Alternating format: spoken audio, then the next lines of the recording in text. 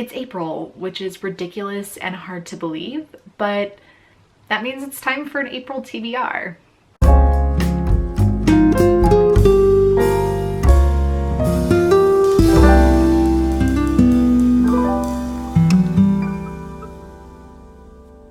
So I have about 8 things on my TBR this month. I am looking forward to all of them.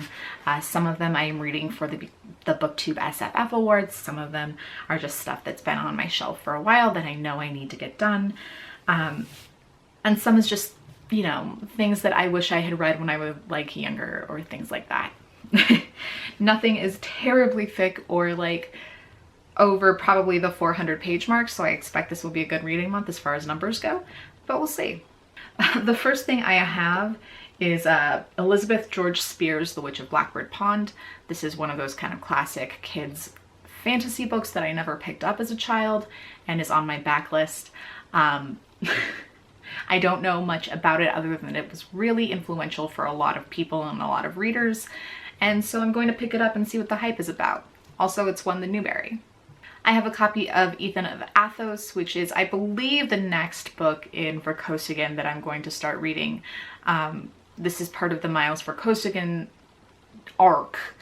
I have to double check that this is the first one in that particular arc, but provided that it is, this is the one I'm going to start with. I also have Sedaganda, and I believe it's the Vor game, which are all parts of this particular arc. I'm going to be reading The Parable of the Talents. This is by Octavia Butler, who I love. I don't have much to say about it other than that I love Butler and I'm looking forward to reading another book of hers. The parables are pretty well known and ones she's really famous for, so I've read some of them but not all. I picked up Susan Dennard's Truth Witch for this month. This is one that I expect will be a really short read. It's one that's been all over everywhere. Basically about a girl who can tell when people are lying, and it's a really in-demand magical trait. So I don't know a ton about it other than that, so we'll see if I like it. I have American Street by Ibby Zaboy, and this is one I'm actually really looking forward to. This is a magical realism book. It's about a young girl whose family is from Haiti and she's living in the US. I've really been trying to increase the number of diverse authors that I am reading, and this seems like a fantastic story. So it's like the perfect confluence of things. The next 2 books I have, I'm going to be reading for the BookTube SFF Awards. That is A Gathering of Shadows by V.E. Schwab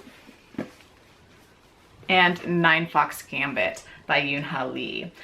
This one I've actually started before and then put down, but I'm going to have to pick it back up because it's got a really intense start to it that's like you're just tossed in head first.